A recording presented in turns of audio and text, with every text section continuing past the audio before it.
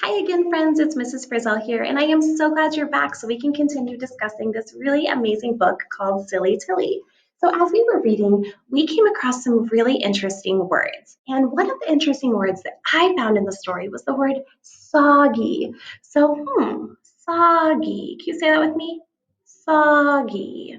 Well, let's see. Let's look back in our book and look at the text and see if maybe there's some clues inside our book that will help us figure out the meaning of the word soggy.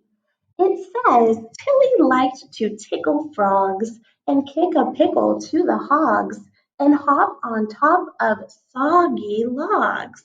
So let's use our picture power by using our eyes and looking closely at this picture. And we're also going to know the log. It's a soggy log. So I know it has something to do with a log. And I know that Tilly's on top of something. So this must be the log they're talking about. And since I see that the log is in a whole bunch of water, that must mean that the word soggy means that it's very, very wet. Let's replace that word and see if very wet makes sense in the sentence. And hop on top of very wet logs. If you think that makes sense, give me a thumbs up. Awesome. I agree, friends. I think it makes perfect sense in our sentence. Thank you so much for helping me figure out what the meaning of this interesting word was. So I'm going to give you a challenge. I want you to go back and listen to this story one more time.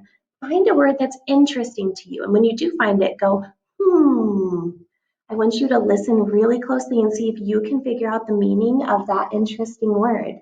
And if you can, make sure you try to use it in a sentence because that will impress your families and your teachers so much.